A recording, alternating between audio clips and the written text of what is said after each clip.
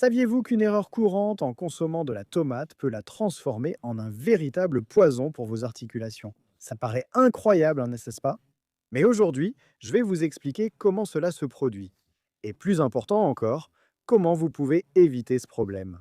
Écoutez, je sais que ça peut sembler étrange de dire du mal de la tomate. Après tout, on entend toujours qu'elle est super saine, pleine de lycopène, de vitamines et d'antioxydants. Et c'est vrai. Mais il y a un autre côté de la médaille que beaucoup de gens ne connaissent pas et qui peut faire plus de mal que de bien à vos articulations. Alors, si vous avez des douleurs articulaires, si vous ressentez cette raideur matinale, ou si vous souffrez d'arthrite, d'arthrose ou de tout autre problème inflammatoire aux articulations. Reste avec moi jusqu'à la fin de cette vidéo. Ce que je vais te raconter peut complètement changer la façon dont tu te sens au quotidien. D'abord, voyons ce qui se passe dans votre corps lorsque vous consommez de la tomate. La tomate fait partie d'une famille de plantes appelées les solanacées, dans laquelle on trouve aussi la pomme de terre, l'aubergine, le poivron et le piment. Ce que toutes ces plantes ont en commun, c'est qu'elles produisent des substances naturelles appelées alcaloïdes. Les alcaloïdes sont comme un système de défense des plantes. C'est la façon qu'elles ont trouvée pour se protéger des insectes, des champignons et d'autres prédateurs. Cela fonctionne comme une sorte de pesticide naturel. Intéressant, n'est-ce pas? Mais voici le problème, ces mêmes substances qui protègent la plante peuvent causer des problèmes dans notre organisme. Dans la tomate, l'alcaloïde principal s'appelle la solanine. Lorsque vous consommez trop de solanine, elle peut déclencher des processus inflammatoires dans votre corps, en particulier au niveau des articulations. C'est comme si c'était un déclencheur de l'inflammation. Et l'inflammation, comme vous le savez sûrement, est la principale cause de douleur, de gonflement et de raideur dans les articulations. Mais bah calme-toi, pas besoin de paniquer et de jeter toutes les tomates de ta maison. Le problème n'est pas la tomate en elle-même, mais plutôt la façon dont beaucoup de gens la consomment. Et c'est ici que nous arrivons à l'erreur que j'ai mentionnée au début. La première erreur, c'est la consommation excessive. Beaucoup de gens mangent des tomates tous les jours, plusieurs fois par jour, sans s'en rendre compte. Salade au déjeuner, sauce tomate au dîner, jus de tomate au goûter. Quand vous additionnez tout, la quantité d'alcaloïdes qui entre dans votre organisme peut être supérieure à ce qu'il est capable de traiter correctement. Mais l'erreur la plus grave et qui touche encore plus de personnes, c'est la consommation de tomates transformées. Je parle des sauces industrielles, du ketchup, de la sauce à pizza, des conserves de tomates, des soupes prêtes à l'emploi, des assaisonnements tout prêts et de tous ces produits qui ont la tomate comme base. Lorsque la tomate est transformée industriellement, plusieurs choses néfastes se produisent. Tout d'abord, la concentration d'alcaloïdes augmente parce que la tomate est cuite, déshydratée ou concentrée. C'est comme si vous preniez une dose concentrée de ces substances inflammatoires. Deuxièmement, lors du processus industriel, des sucres, des conservateurs, des stabilisants et d'autres produits chimiques sont ajoutés qui peuvent également provoquer une inflammation dans l'organisme. Le sucre, par exemple, est l'un des plus grands ennemis lorsqu'on parle d'inflammation chronique. Troisièmement, beaucoup de ces produits industriels utilisent des tomates de qualité inférieure, parfois même des tomates vertes qui ont été mûries artificiellement. Les tomates vertes contiennent naturellement encore plus d'alcaloïdes que les tomates mûres. Et il y a encore une chose que peu de gens savent. Lorsque vous chauffez la tomate, surtout dans des casseroles en aluminium ou des récipients acides, l'acidité naturelle de la tomate peut provoquer la libération de métaux lourds dans l'aliment. Ces métaux peuvent également contribuer à des processus inflammatoires. Maintenant, vous devez vous demander, est-ce que tout le monde qui mange des tomates a des problèmes aux articulations? La réponse est non. Toutes les personnes ne sont pas également sensibles aux alcaloïdes.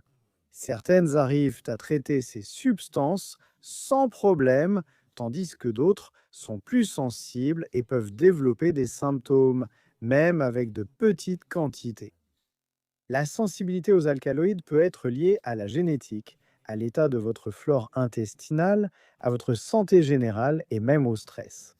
Les personnes qui ont déjà des problèmes digestifs, un intestin perméable ou des maladies auto-immunes ont tendance à être plus sensibles. Alors, comment pouvez-vous savoir si vous êtes sensible aux alcaloïdes de la tomate? La façon la plus simple est de faire un test d'élimination. Retirez la tomate et toutes les solanacées de votre alimentation pendant au moins 4 semaines.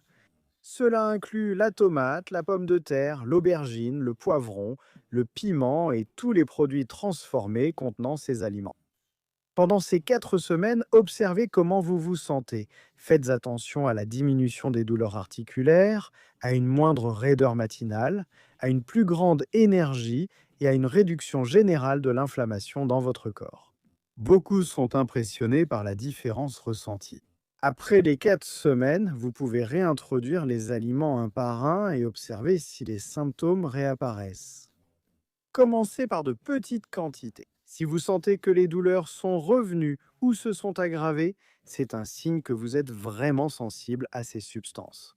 Mais si vous découvrez que vous êtes sensible aux alcaloïdes, ne vous inquiétez pas. Il existe de nombreuses alternatives délicieuses et saines que vous pouvez utiliser à la place de la tomate. Pour assaisonner les salades, essayez d'utiliser de l'avocat écrasé avec du citron et de l'huile d'olive. L'avocat est riche en bonnes graisses qui aident à réduire l'inflammation. Vous pouvez également utiliser de la betterave râpée, de la carotte sautée ou de la courgette en petits dés pour les sauces. Une option incroyable est de cuire la courge, puis de la mixer au blender avec de l'ail, de l'oignon, de l'huile d'olive et des épices naturelles. Cela devient crémeux et délicieux. Une autre option est une sauce à la betterave ou même une sauce blanche faite avec du chou-fleur. Pour donner de la couleur et du goût au plat, vous pouvez utiliser du safran qui donne une belle couleur jaune ou du poivron jaune sauté qui apporte une saveur douce et colorée. Maintenant, en plus d'éliminer ou de réduire la consommation de solanacées, il existe des aliments que vous pouvez inclure dans votre alimentation pour aider à réduire l'inflammation et protéger vos articulations. Le premier de la liste est l'huile d'olive extra vierge. Elle contient une substance appelée oléocanthal, qui possède des propriétés anti-inflammatoires similaires à celles de l'ibuprofène. Bien sûr, vous ne pouvez pas prendre de l'huile d'olive comme un médicament, mais utiliser 1 ou 2 cuillères par jour dans vos plats peut faire une différence significative. Les poissons riches en oméga 3 comme le saumon, la sardine, le thon et l'anchois sont de véritables remèdes naturels pour les articulations. L'oméga 3 est l'un des anti-inflammatoires les plus puissants que l'on trouve dans la nature. Si vous n'aimez pas le poisson, vous pouvez envisager un complément d'huile de poisson de bonne qualité.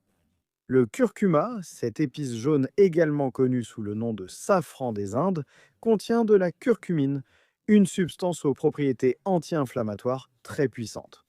Vous pouvez utiliser du curcuma en poudre dans vos plats ou même en faire une tisane. Un conseil, utilisez toujours le curcuma avec une pincée de poivre noir, car la pipérine du poivre aide à l'absorption de la curcumine. Le gingembre est un autre anti-inflammatoire naturel merveilleux. Vous pouvez utiliser du gingembre frais râpé dans vos plats. Faire une infusion ou même prendre un shot de gingembre avec du citron le matin.